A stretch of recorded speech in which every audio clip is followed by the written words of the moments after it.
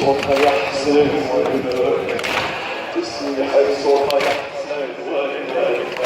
يقول جاوب